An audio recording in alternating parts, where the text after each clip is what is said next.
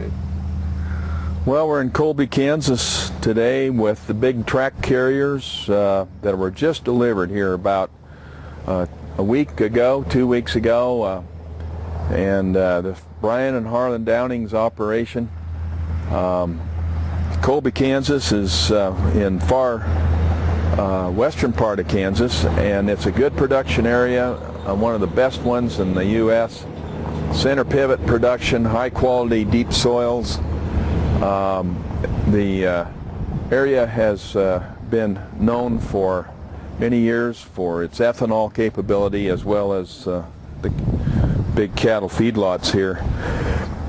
And these machines are designed to carry the tool directly underneath the machine. So the strip till toolbars will be mounted to the 3 points on the gooseneck there, you see. And the gooseneck, or the arch, is built from 3-inch plate. And so if you take a good hard look at this, you'll notice that there are two 3-inch plates going up on both sides, and then they're boxed for additional structural strength. And then of course our steps go on up.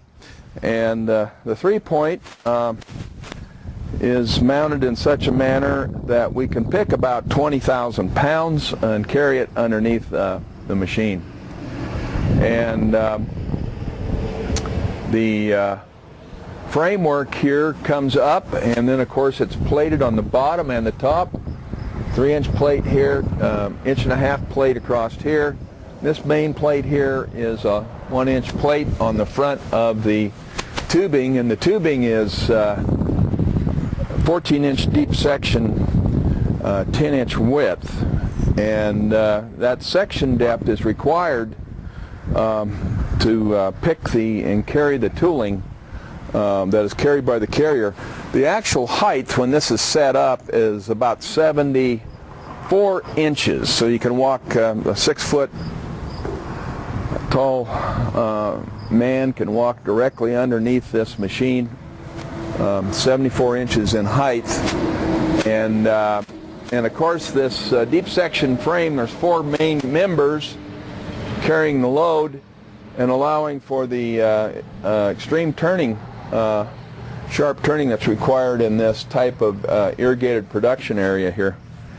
And so the tubing is mounted, welded to the flange plates, and these flange plates for the tandems are designed so you can change the mounting point of the tandem. So there's basically a forward position which would put this tandem plate right about here, and there's even a further back position that'll put it back here. So it just depends on how you load the machine in the future. It's designed around about a 30-year life, and it's also quite capable of going through a lot of machinery changes. Right now there's 2 machines, or 2 implements, that are planned to be carried by the carrier. One is a strip till toolbar, and the other is a high-speed single disc toolbar.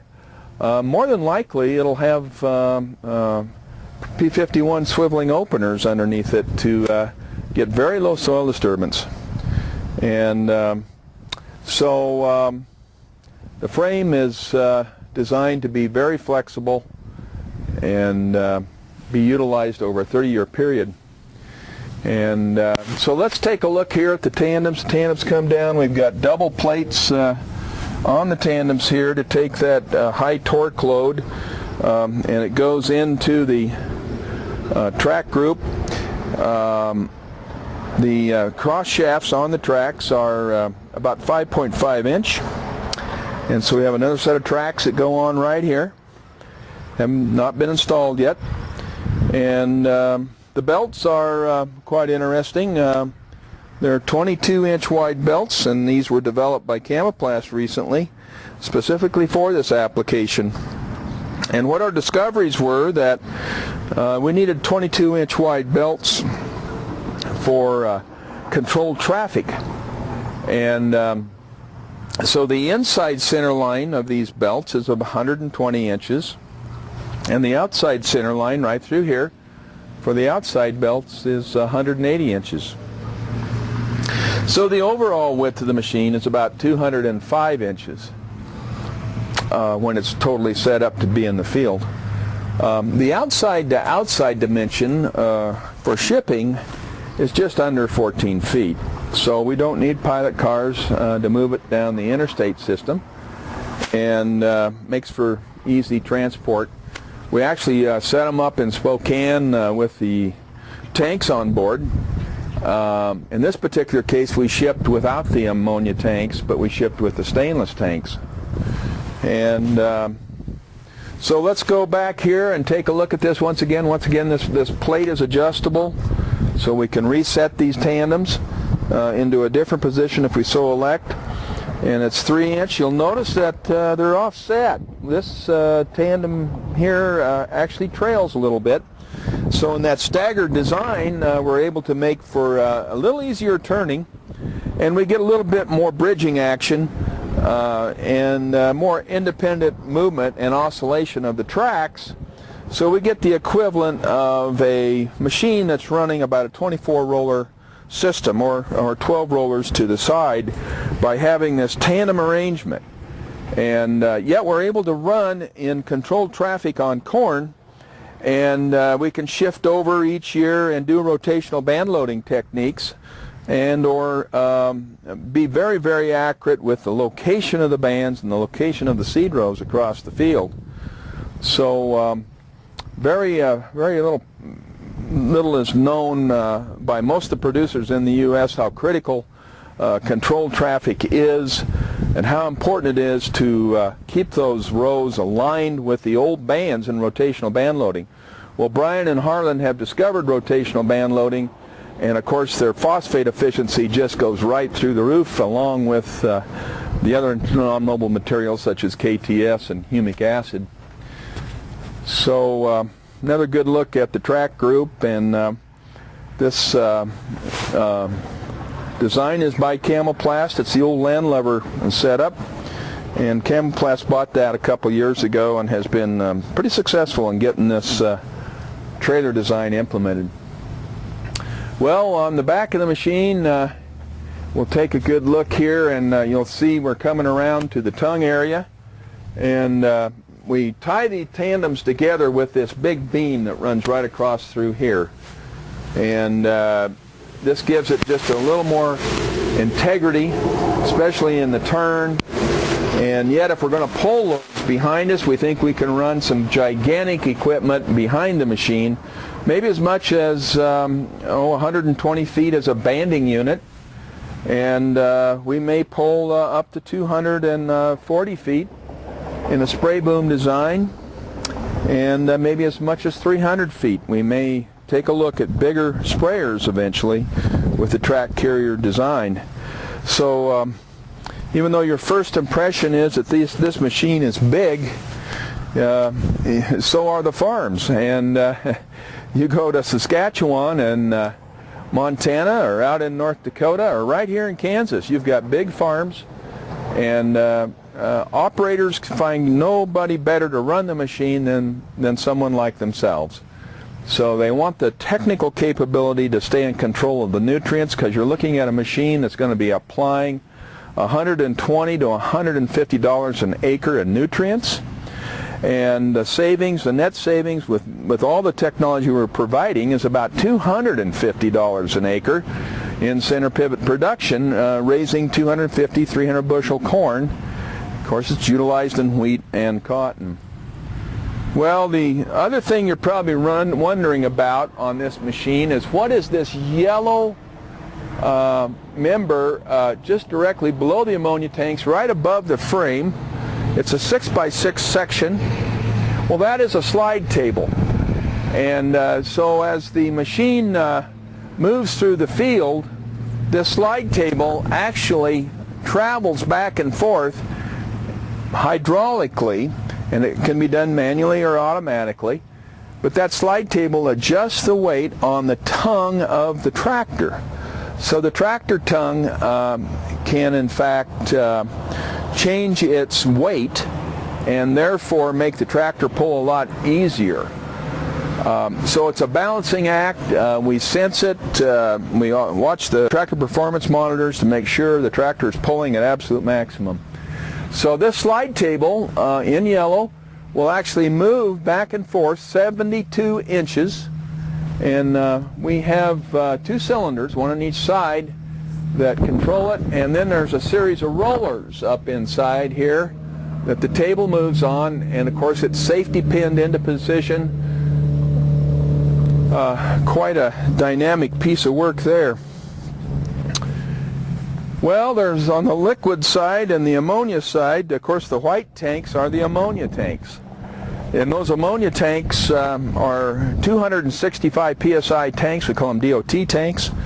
They're designed like a bullet tank. They have no external valves sitting above the tank or that are exposed, and so it gives us extreme safety capability when filling and loading and moving down the field. So the tank capacity is 2,525 gallons times 2, so this machine will carry 5,050 gallons of anhydrous ammonia at about 5.2 pounds per gallon. And the center tanks are for liquids, and those are constructed of stainless steel. The bulkheads on the ammonia tanks are maximized, by the way, to a 52-inch bulkhead. The liquid tanks are set at 54 inches, and that takes up the maximum amount of space and yet allows us to utilize about a 54-inch design, which is a very common design in stainless steel tanks. And of course these have sparge tube systems in them, as well as anti-vortex capability.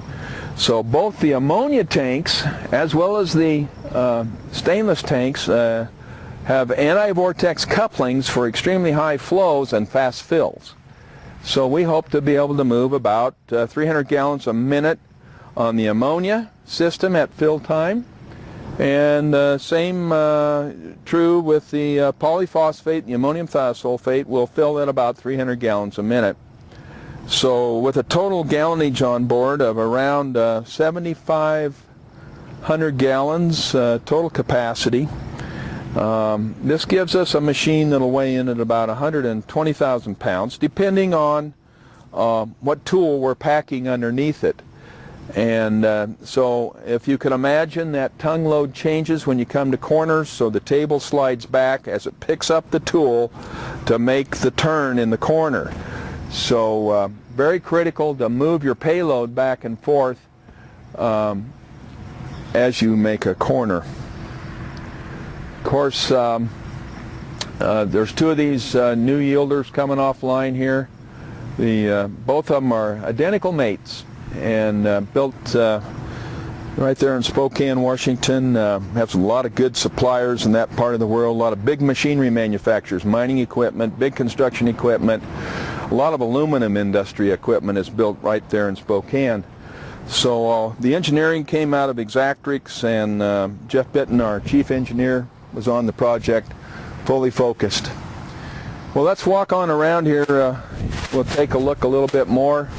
We're over here on the shady side now. The morning sun, it's about 9 o'clock in the morning here in Colby. It's been raining, actually. It was pretty hot here about 2 weeks ago, and so we're hoping for cool weather and pollination. Well, let's take a view of the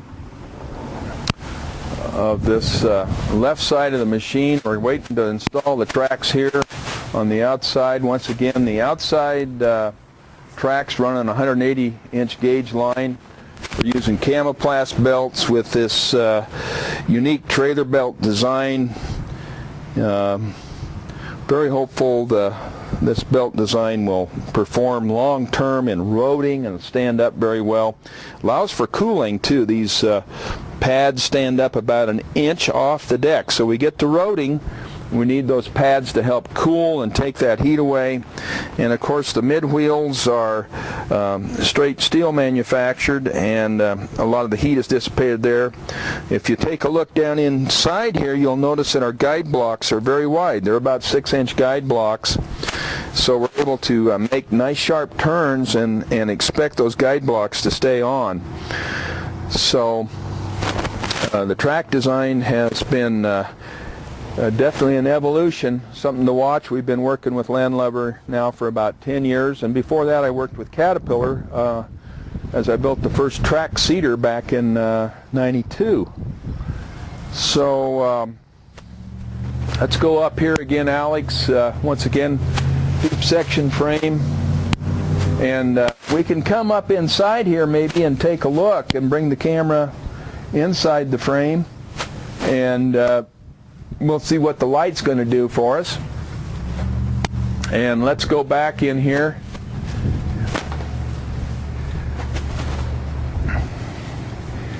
Can you see over here now? We're at the back of the machine, and you can see the rollers that the system runs on. These are the guide rollers right here, and these are able to pack the load and roll it very smoothly. And then we also have side rollers that are right up here, and these take the side loads in case there's some torque that shows up at time of on steep slopes, this sort of thing. We're trying to hold that table right into position as we move it back and forth. And the hydraulic cylinders are right above. You can't actually see them. We're going to go up on the tongue here eventually and take a look. So another good thing to take a look at is this tank design. And you'll notice like there is 4 outlets on this tank, and they're all 2-inch. And that's designed for sparging, so we can keep the material turning and churning. And we run 4 stainless tanks at about 606 gallons each. And then they have overfill protection on the tanks too, so one of these ports here goes right back to the fill truck, so as we begin to fill the unit and it starts to top off, it won't spill and get on the frame. So very important to keep that spillage to a minimum. And then over here, of course, we'll move forward here a little bit. There's one of the front rollers on the guides right there, Alex. And here's the springs. All the spring bolts retain the tanks into place, and so they're riding, they can twist and bend without getting into the stainless tank over time, so it makes for a nice longevity, that 30-year life it was designed for. Each tank is serial plated and has the technical information of the manufacturer sitting right here, Alex. Can you see that plate right there? And that long-term gives the information about the tank in case they're removed or need to be utilized in another application. She's all detailed right there. Spokane Metal Products is the manufacturer of this tank. And of course the ammonia tanks are built by Trinity. It's a very specific design in the ammonia tanks that we did with the help of Trinity engineers. So over time we know we have a very good tank, very stable, very safe, and fast filling too. Well, of course, here's the back side of the 3-point. You can see part of the arch coming up here, this big 3-inch material right in through here, on up through here. So we tie it all together. It's all boxed in so we can handle 1,000 horsepower through the arch. Now, people think 1,000 horsepower is a lot, but you got to remember that even though the tractor is maybe at 500 horsepower, we'll be applying about 500 horsepower onto these tracks too. We have a power track version that's coming, and that power track version will be truly power assist with the tractor dominating, but we will be packing most of the weight, and so this will deliver most of the horsepower. So power assist tracks on the way. And here's some more look at the box design of the arch tongue. And some of this area is opened up so we can get hydraulic lines and signal lines through and forward onto the tractor. Looks like maybe the tractor could actually be a little bit smaller than 500 back here if we need it. Okay, well let's go up on the arch tongue. One thing before we do that, the actual tongue is telescopic. It runs a ball and socket design that we've utilized on the yielders for years. This is an 8-inch ball and it's lubricated, and so if you can just imagine a great big old trailer ball sitting on top of the tongue, that's what this does. And this gives you all the compound angles and the turning without wear, and actually allows you to guide the machine very straight, which this is a very critical part of this design, is for RTK guidance and iGuide. The implement steering, as well as steering the yielder, requires that we have a ball here. If we're going to handle 1,000+ horsepower, the ball has to be about 8 inch. The actual shank width of the ball is it's about 5 inches, so it's a very heavy-duty shank, and will mount to a big plate on the back of the tongue of the tractor. And so there's crescents that maintain the geometry and keep the ball in place. And of course we have this nice 12-bolt pattern around the circumference, 3/4 bolts. Well, let's go ahead and crawl up on the arch tongue. 2 sets of guide rails. Leaves it more open and more accessible, allows 2 or 3 people up here on the catwalk at the same time. Why don't you come on up with me, Alex, and we'll take a look. Okay, we're up on top of the Yielder 6120 right now, and we're going to look at the stainless tanks first of all. And these are manways, 16-inch manways. Ultrasonic sensor ports sit right over here at the top. That back port there on the tank is for the overfill, absolute maximum safety overfill. Typical overfill goes right back into the supply tank. There's 4 of these stainless steel 304 tanks, 604 gallons to 606 gallons, depends on just how it closes off. This is a very important design because it allows us to run different products and run experiments with different materials. One tank may be dedicated to a tricky product like ammonium chloride or humic acid, where the balance of the tanks will be dedicated to ammonium polyphosphate, ammonium thiosulfate.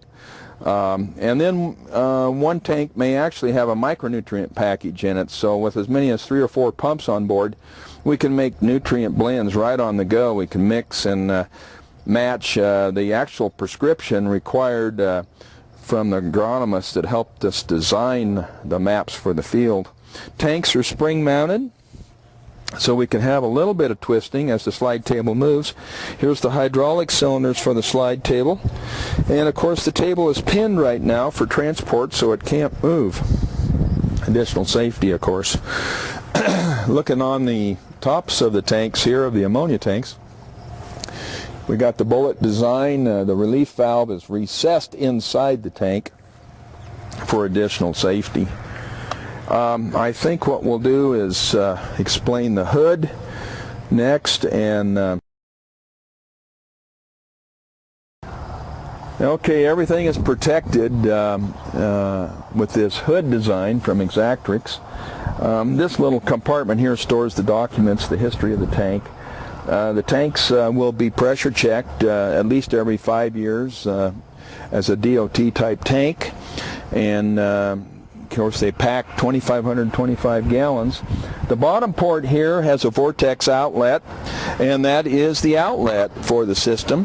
There's also additional outlets on the tank. If we get into hillside application, we'll need to use multiple outlets. 2-inch valving goes in here, and it's pneumatic valving, so the operator can turn all the valving off at the tractor. Also, this is the fill port here, and this is a 2-inch splash fill. And then the joining port right next to it is the 1.25" port for the vapor return, and these are both pneumatic. This is the 85% fill mark right here. This is a little spitter valve that you remember. And then we have Rough Rider gauges going in up here. And Rough Riders are heavy-duty gauges that are built to last the life of the tank. They're a float gauge that gives us that critical level required under standard ANSI arrangements. And then also there's a pressure gauge that mounts here. Not only is there a spitter, but a big 4-inch pressure gauge mounts here.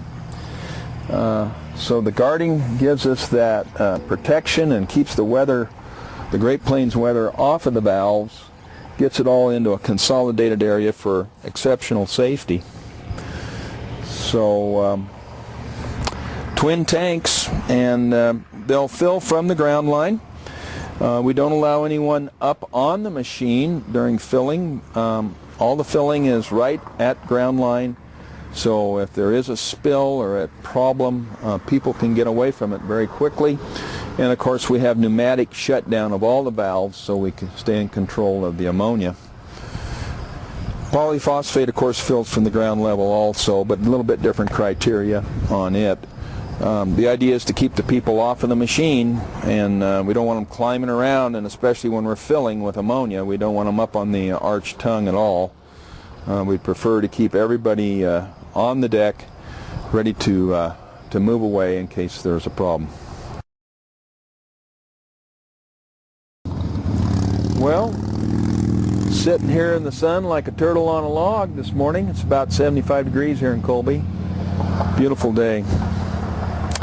Once again, this tank group will slide back 72 inches, and we don't catwalk this area because we don't put railing up, because we don't expect people to be up in this general part of the machine. Even though there's valving here, it's all pneumatically controlled. So gives you a little perspective of that deep section frame, that 14-inch frame that's on this unit. And we anticipate some pretty big loads over the next 30 years. We anticipate this machine going right to 1,000 horsepower, being able to handle gigantic loads and do it with lots of flotation. And it'll change over time. We'll come back in about 5 years and we'll see something that's different about the machine, what he's been able to do with it. So it's really pretty much designed for a young farmer that's expanding his operation. He may be going from 5 to 10,000 acres, or in this case they may be going from 13 to 26,000 acres. So it allows the operators to stay in control of the critical nutrient package. And you know, it's the highest cost part of the operation, really. The seed corn itself costs a lot of money, but the nutrients themselves and the accuracy of the nutrients, it all boils down to getting the job done, making your own blends on the go. So it's a little bit different than the old co-op approach, where you'd pull a little 1,000-gallon ammonia tank and trailer it back and forth. This uses a transport, typically a DOT transport, which means it's much, much safer. And a lot of people wonder, why in the heck do they even run those trailers up and down the road? And of course, if it was such a good deal, propane would be done that way. It's really a phenomena of the 1960 period when they started ammonia on the prairies. They felt like they could use these little trailer tanks as storage also. They've served their purpose, and today liquid delivery, just the same as propane is delivered, absolutely the safest way. The transports can run to the major fill centers, get back and forth, do a lot of great safe transport of the ammonia under difficult weather conditions with DOT transports that are certified and checked, reviewed, and under a hazmat authorization for delivery. Very common in the Pacific Northwest to do liquid delivery, as well as in Canada. So The old-fashioned co-op method with the little ammonia trailer tanks, probably not very efficient. Can't get the material out of the tank, changing tanks all the time. Now with mass flow systems, we're weighing the material as we apply it. We don't necessarily need to know what has been going on with those little 1,000-gallon tanks. The mass meter tells us immediately within 0.002 to 10,000ths. Amazing accuracy using mass meters. Also, we're using mass meters on the ammonium polyphosphate just to check the bulk density, to make sure the blends are right, and to get long-term endurance of the application system.